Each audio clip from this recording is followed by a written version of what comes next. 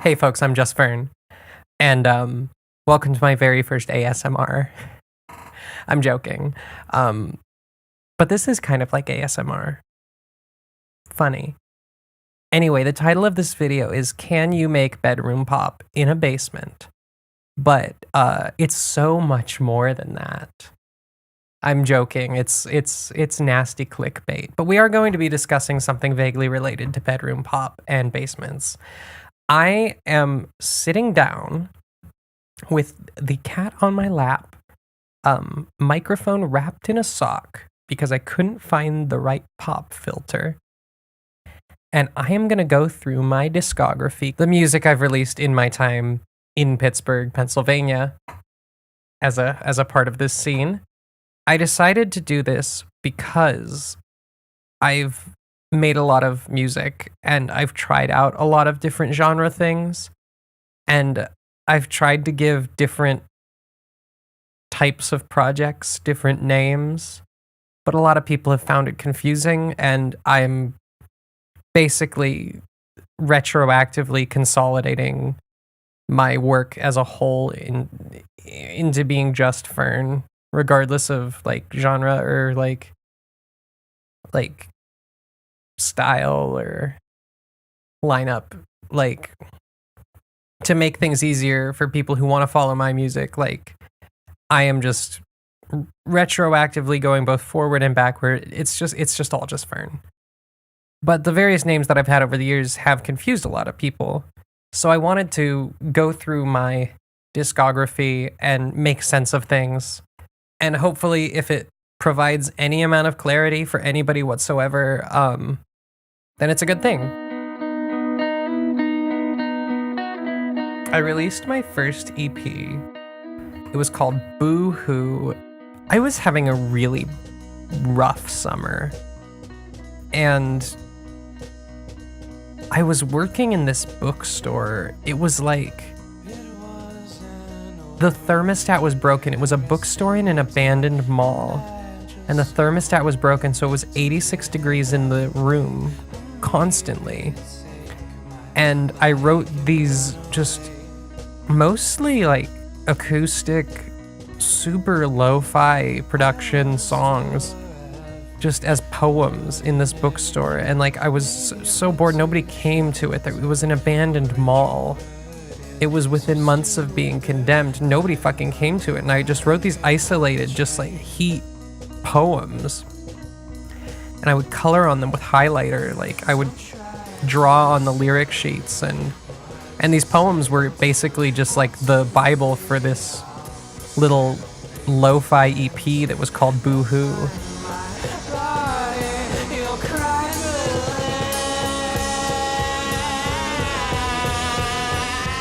And I was recording in the basement. This was a house I had just moved into, and the space was completely brand new to me, and like I really didn't know anything about recording. I had been recording myself, but like I didn't know shit. And so what little I did know, I was like, let's just throw that all away and start from scratch and just see what happens. And what happened is a very poorly recorded record, but I think that's part of its charm. I was just working with like a Telecaster guitar that I had, just a shitty amp. I was experimenting with like tape recorders, and I was like, I tried to record the album to tape first, and I tried to do it like with layers, but like the 4-track was broken, and like I ended up just doing it on the computer. But I set a rule, which was like, I'm not gonna do more than 3 takes of anything. Just like, I guess I was just like not letting myself get too attached to the songs, because it was kind of just like just like do whatever and just see what happens, with no regard for like anything that I've ever been supposedly taught is like, quote, right.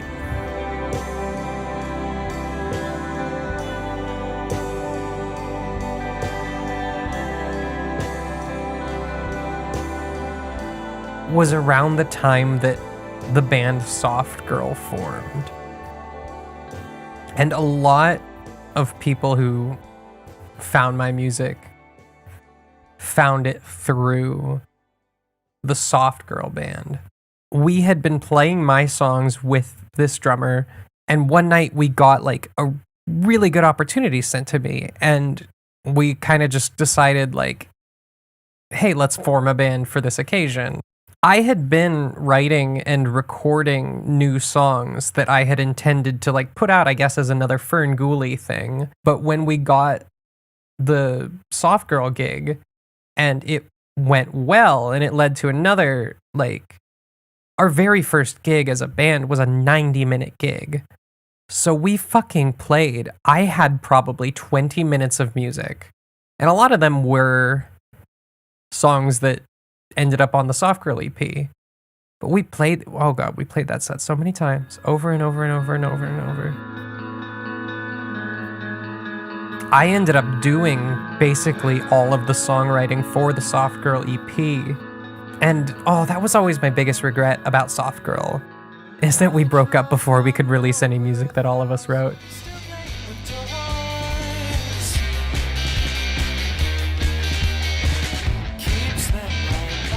A lot of people, I think, have confused Soft Girl for just another one of my solo names. But Soft Girl was a band, and and we would fucking break up before 2017 was even over. It's band politics is serious business. That EP came out, and a little bit after it, we did these covers of songs from this video game Night in the Woods, and they like went like quote viral. They became popular on YouTube, and like that led a lot of people to our band and to this YouTube channel, and I guess like consequently to me.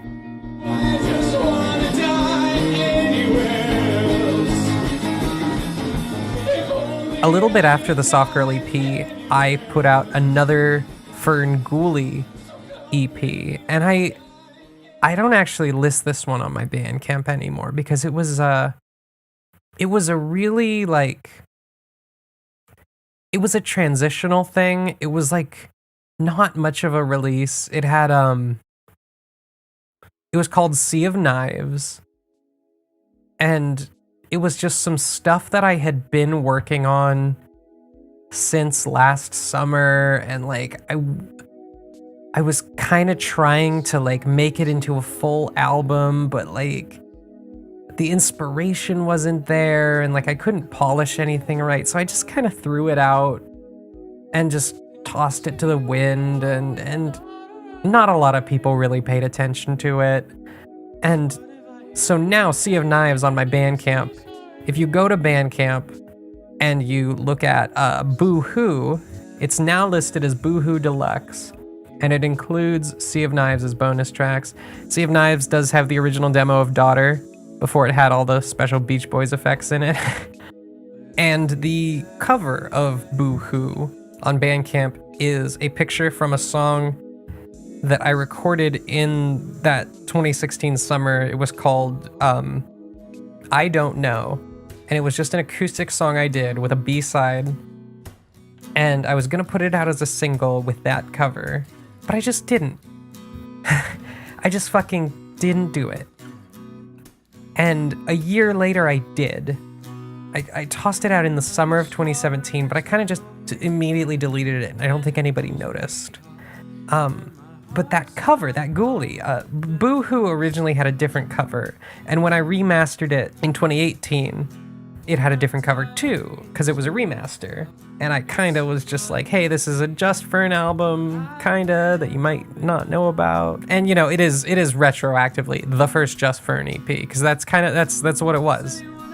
It was just called Fern Ghoulie at the time. It had this cover, but putting it on Bandcamp with Sea of Knives as a bonus track to include everything sort of from that summer of 2016 era in one little place. That Ghoulie, the Fern Ghoulie, it just I couldn't not make that the cover.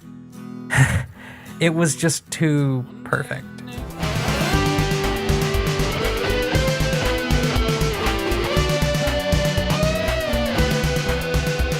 All right, on next week's episode, I am going to talk about my most popular album to date.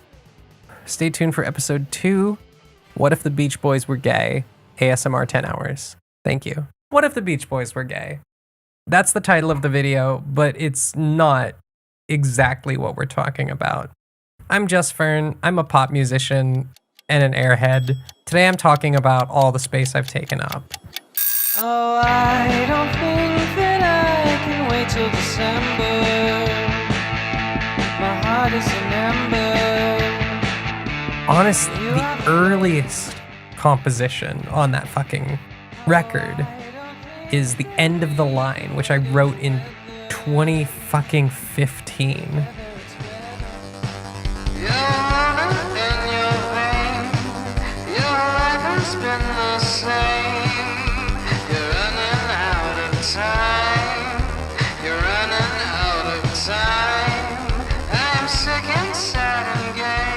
This fiction also, they both date back to songs that I wrote in 2015 that were, like, it was one that I had been playing with for a while. That's the difference between this album and pretty much anything else that I've made, is that this album has like years of songwriting on it, and like, it's not my best years. But it is years, and I think the songs feel really, really diverse for that reason. Often in ways that I think, you know, detract from the album as a whole.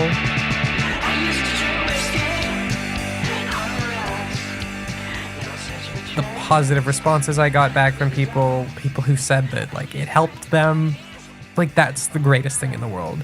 The recording of this album, though, was basically my 2017. Yeah, I had all these songs that I'd written, some of them years ago, most of them throughout the summer of 2017, and a couple of them really close to the end of this record. It's rolling, and I can't control it. It's working, let's work it out.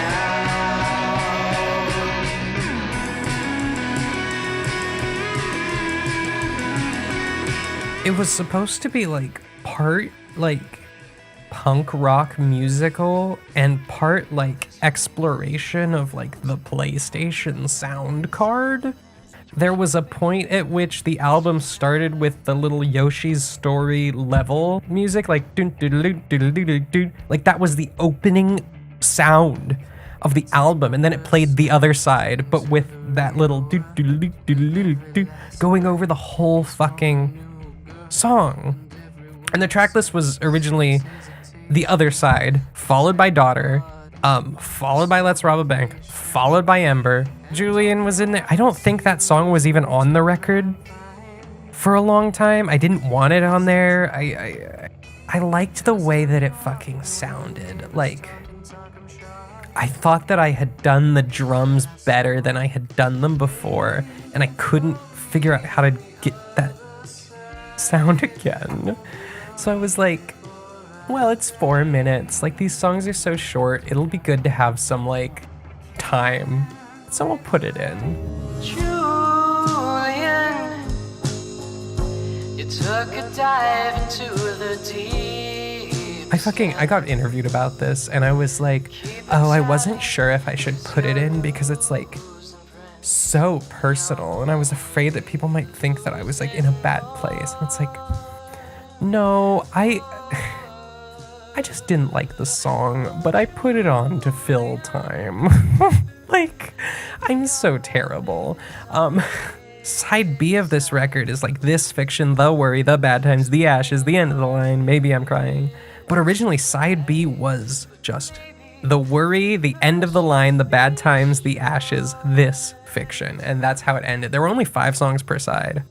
And that was it originally. It was a 10-song album.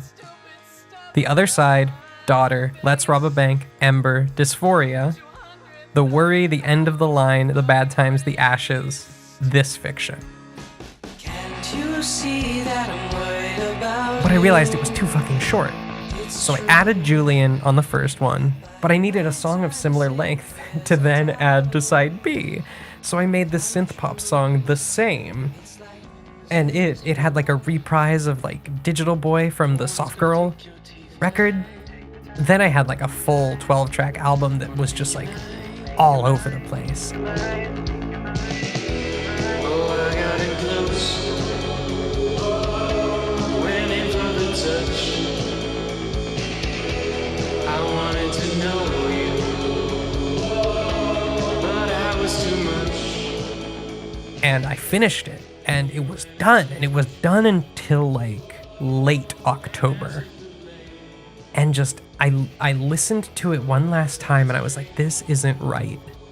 I wrote and recorded Nervous as a Lifestyle and Maybe I'm Crying just on the same day. I took the other side out. I took Dysphoria out. I thought they were too on the nose, too weird. I took The Same out, and I regret that. I took The Same out because I didn't like that Digital Boy was a Soft Girl song, and I didn't like that you had to have heard a different album to get it. I just had the album open with Daughter. I put Nervous as a Lifestyle in there. Maybe I'm Crying at the end because I was like, well, this is the kind of song that I would have cried to in college. I would have put this song on repeat and cried. And I was just like, that's a good ending track. Take my hand, hold it in your own. Give me all your strength when I'm alone. Will you bend my head, stroke me when I'm stoned? Give it to me straight till we're fucking old. Every single step. I tightened it up because I was like, this is a much more marketable surf album. And it went really well. Like, did Mags Romero sell out? Like, did she finally, like, sell her soul to marketing? No. It's like, that's part of the artistic process, is like, how you make your stuff accessible to the world is an art form too. I drank the fly in my whiskey, then sucked the rim of my cup. The production of these songs was really strange. I was like working at this call center and having the worst fucking time. And I would just come home and I would smoke a bunch of weed and I would just record the strangest fucking soundscapes. Like, I'm talking Logic Pro files that would go up to like 40 to 50 individual tracks.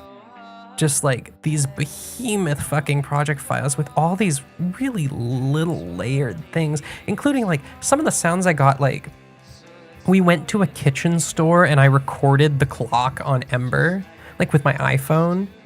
I wanted 12-string guitar, but I didn't want to like buy one or rent one. So we went to Guitar Center. I brought my iPhone and I just played the part. I like had a headphone in playing the song, and when like the part came, I just played it on an acoustic guitar in their fucking acoustic guitar room, just at Guitar Center.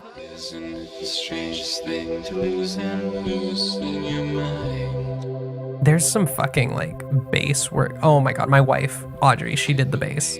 God, she fucking killed it on that record. Like, it makes no sense that I didn't have her do bass for Feminology. It makes no fucking sense. Her bass fucking killed it. She got these weird tones and she was able to satisfy my like just carnal desire for just like strange bass.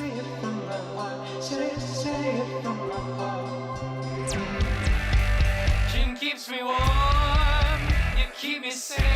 I don't know what the fuck I was doing. I remastered Rob a Bank and I put the remastered music video out very recently. Remastering the rest of the album, it just doesn't make sense because so much of the songwriting on this record is like a little derivative of my influences. When you strip away the psychedelic elements, like the songwriting isn't really there. So it's like this album is best served in its original format. I do have one story to share before I go. Let's Rob a Bank, the guitar solo was expertly fucking played by Tarby. who is a longtime friend of mine, plays in this really great industrial band called Tarby. He came through Pittsburgh on tour, stayed at my house, and at the time I was working on Let's Rob a Bank, and I didn't have any tracks laid down. He fucking laid down that solo on top of MIDI piano. Like, dude's a fucking genius.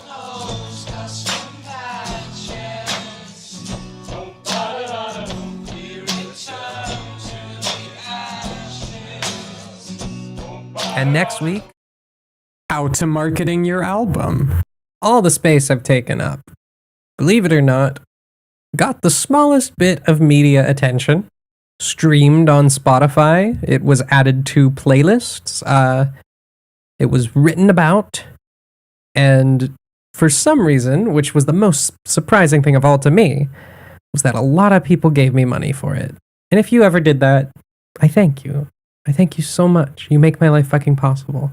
As soon as all the space came out, I was just immediately filled with ideas. Like, I felt really focused, and I felt this really focused energy of like pop, punk, emo music. The original working title for these songs was Brace Yourself.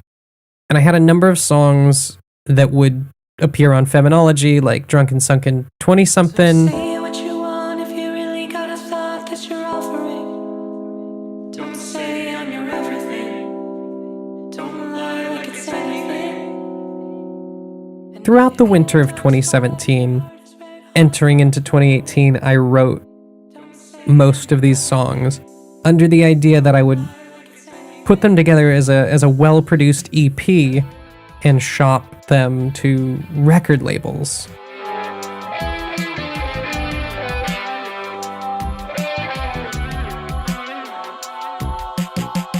And honest to God, I did hear back from a lot of record labels. I got responses from more places than I would have expected, considering how minuscule the amount of buzz that I had was. But among the songs that I had on Brace Yourself was like Neighborhood Dissociation, We Smoke Stems, Dollar Store was on there. Dollar Store was a song I had written as one of my contributions to the Soft Girl debut LP that never happened.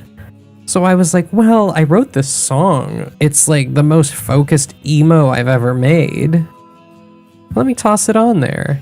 A few months go by. I'm just like, well, let me just keep making songs and see what happens.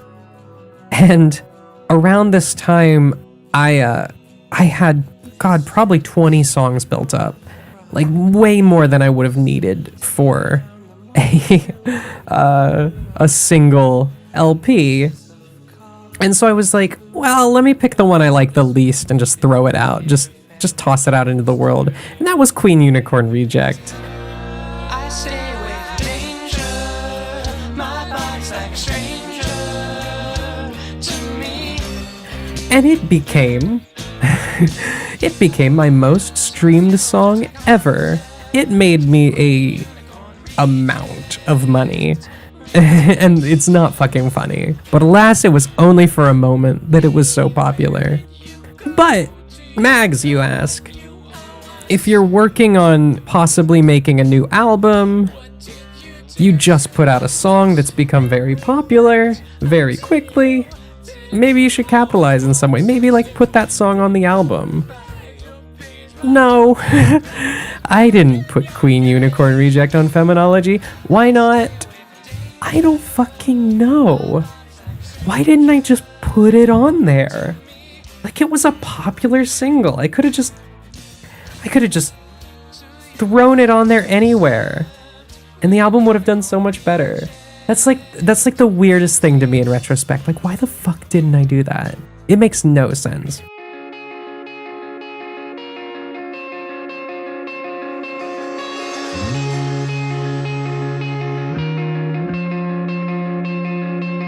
Around the beginning of May, I was very unhappy in my job. Very unhappy in my job. Like, I was having a fucking meltdown. And I was like, I can't do this, but I can make a fucking record. So in a little over 2.5 weeks, I took the demos And a lot of these things, they already had structures. They just needed, polishing, overdubbing, and better guitar takes.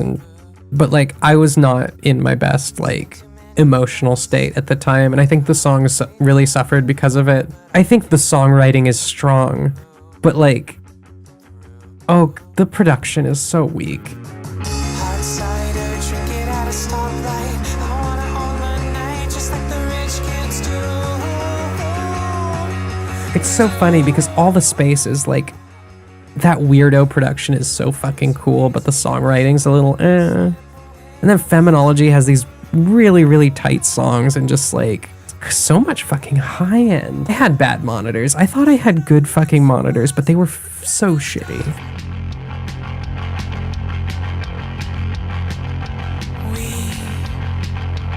We smoke stems, and we had all the time in the world to be wild and free.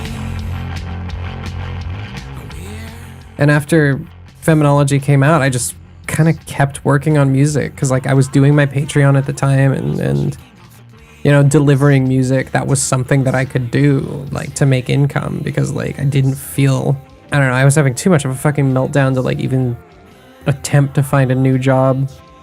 So I just fucking kept working, and a lot of the tracks that didn't make it onto Feminology, I just finished them up too. I put that out as at first it was called Alters, but then I clarified. I was just like, this is just Feminology B-sides.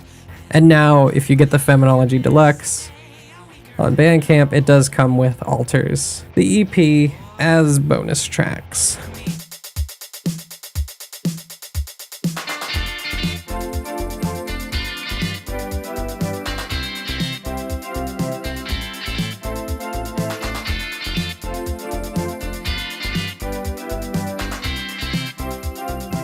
And on Bandcamp for the Feminology Deluxe, I retroactively updated the cover to be the Queen Unicorn Reject image because I felt like the cover of the Queen Unicorn Reject single so much better encapsulated this time period. And since I was like making the deluxe version that has both the album and the B-sides all in one place, it's like, yeah, let me put the Queen Unicorn Reject artwork because it fits. And like, yeah, I don't know, I like it a lot.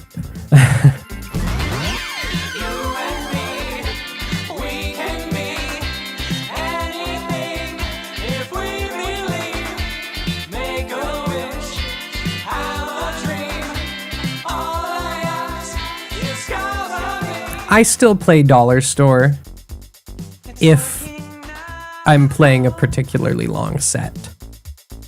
I might add Cover Me back to my live lineup if I'm playing less than 45 minutes. Like I don't do Dollar Store, and it's like I don't touch anything else from this album. It's just like, okay, so there's a saying from fucking it's a Broadway musical called Title of Show.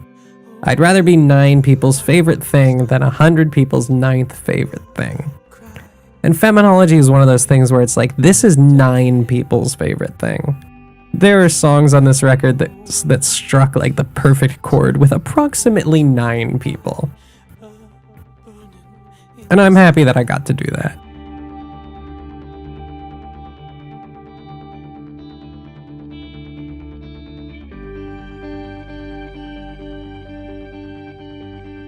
Waste Isolation came out like a week later, and it's like, oh, I'm fucked. That's the best album of 2018, and I already fucked up and released one.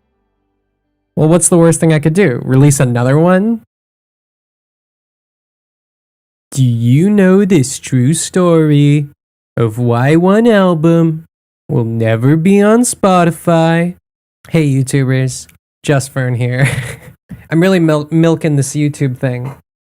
I don't YouTube very often, so I'm like, I'm sorry, I'm appropriating YouTube culture, and I think that's okay. I'm not a YouTuber by trade. Well, I was raised YouTuber, but I don't practice anymore.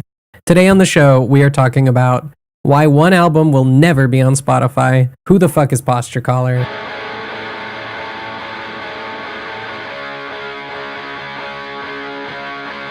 Why would a musician who found moderate internet success, released 3 LPs over 1 year, and changed their alias?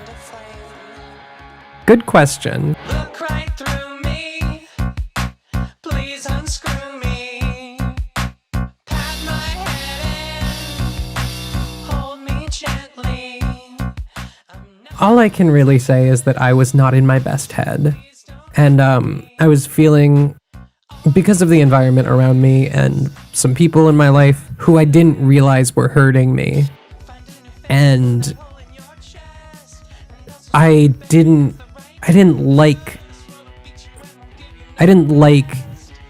seeing my own name. Like I didn't want to have to be like human. Like I didn't want to have to like have like a person name. Like I was so depressed.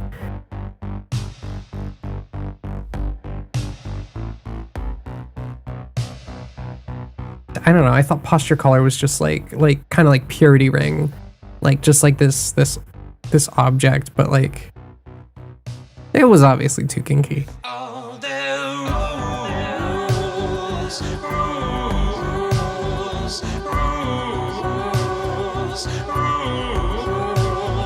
I was just holed up in the basement, just like making these fucking soundscapes. I recorded the whole thing with like, I was really into car seat headrest at the time, and like I got really into comparing new Twin Fantasy and old Twin Fantasy, and I wanted to like mix the sounds of like webcam rock aesthetics, and I like used like a Radio Shack like webcam mic for a lot of stuff, and like I wanted to mix that with like really well produced synths and like tight guitars. I think that album's really interesting.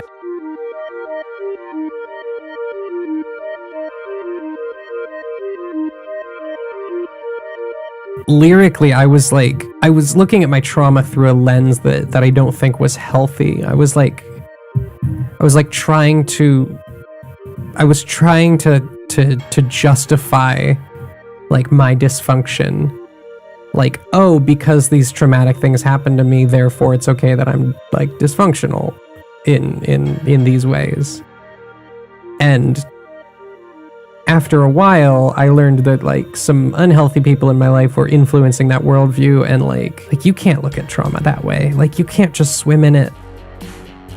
If you can look at your fucking like past shit and be like, oh, well, that's why I'm all these bad things. It's like, okay, now you've identified all the bad things, so be a fucking adult and stop being them.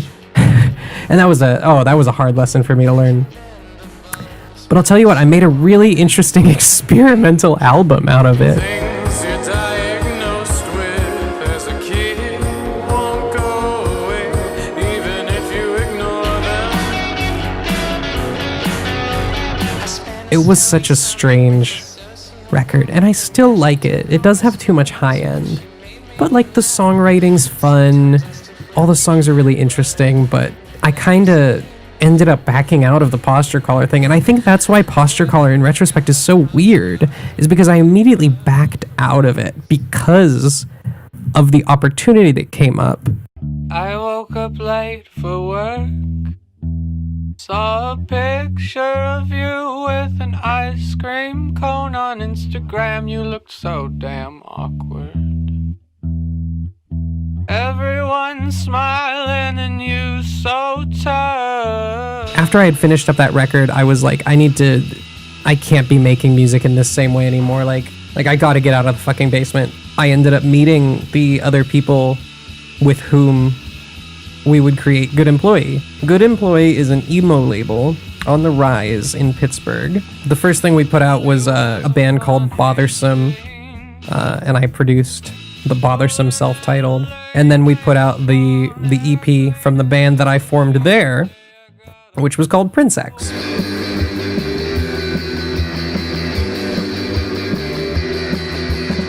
Prince X was such an interesting evolution, and a lot of people were in the dark for it, and I don't think a lot of people expected what came out of it. When I got the opportunity to form a label and like release a project like as part of a bigger collective in the city, I was like, oh, well, fuck Posture Collar.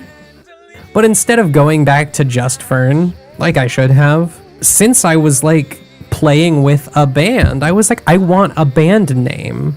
Cause like it wasn't just me. It was me and my wife and 2 other people. And I wanted to make like a really punk like R&B band. We ended up recording 4 songs that were R&B at best and like industrial punk at worst.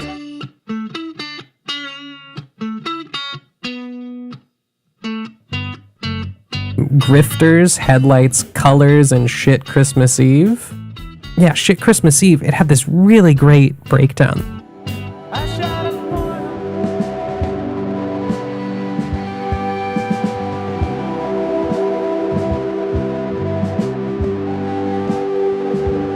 We played it live once at a really awesome show on Christmas Eve with Beach Bunny.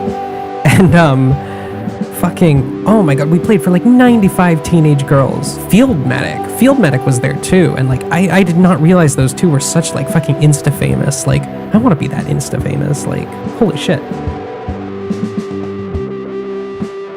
The reason that song didn't hear the light of day and I sent Colors away to a comp is because like I wasn't really feeling the sound of the band, and I had been working like on the side. I was just like, well, I can do 8 minutes of pop songs and 8 minutes of like punk songs. And I think a lot of people were not expecting the pop songs to happen.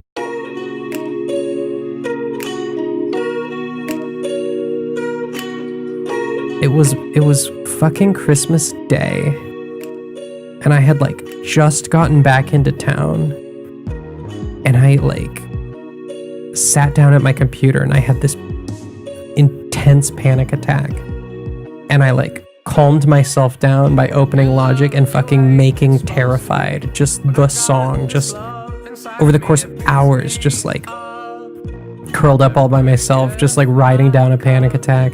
And after that, like I had a complete sea change about my music and like the type of music I want to make. And like I consider that moment when I made Terrified, like that's the beginning of the end of like the Pittsburgh era. And like everything I've done since, like Terrified and then Smile, which became the first half of the Smile EP, which was released as Prince X, even though the band was only on 2 of the tracks, which I understand why it was confusing. In the retroactive, is everything just Fern now? It's like, yeah, Smile's just Fern, kind of. Smile and Terrified are both just Fern now, retroactively, because I kind of just made them alone. But like the songs with the band, it's like, that's Prince X, like that's what our band was. And like, we were really good. It's just like, I like had a complete panic attack and had a sea change happen where I just like, the type of music I make is forever changed. And oh my god, I'm so excited. I'm so excited for you guys to hear the fucking shit that I'm working on. It's like, I don't know, I put out Doug Funny recently, but like that's the tip of the iceberg. That's just like, that's like a fucking, it's like half of a deviled egg, but like the picnic's coming, babies. Smoking's a chore. So if Just Fern LP1 is all the space I've taken up, and Just Fern LP2 is Feminology, then is Kids of Assimilation Just Fern LP3? The Posture Collar project was like a very deliberate, like, I want to make a record where the soundscape changes every 30 seconds. That was my fucking mission. And it was more like an art project than a fucking Just Fern LP. However, here's the fun part for Rate Your Music and /MU fans to have fun deciphering. It was originally called Sinking Feeling. This was my idea of what the cover would be. I decided that since I'm doing the retroactive Everything's Just Fern, it makes it easy to search and stream. This is just for an LP 2.5 sinking feeling. Have fun debating that one. 50 miles above you. I'll be burning